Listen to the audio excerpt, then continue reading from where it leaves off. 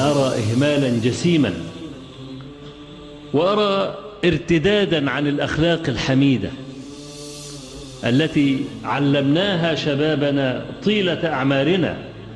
نحن ما سببنا قط مع كثرة الهجوم علينا، وما أكلنا أعراض المخالفين مع كثرة الهجوم علينا، بل كنا نربأ بأنفسنا ونعتقد أننا دعاة لهذا الدين، وأن النبي صلى الله عليه وآله وسلم ما انتصر ولا دانت له الجزيرة إلا بحسن خلقه.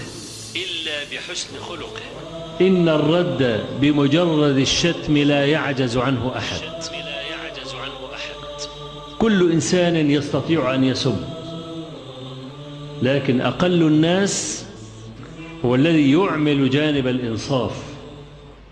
ونعوذ بالله من خصومة تسد باب الإنصاف وتصد عن جميل الأوصاف.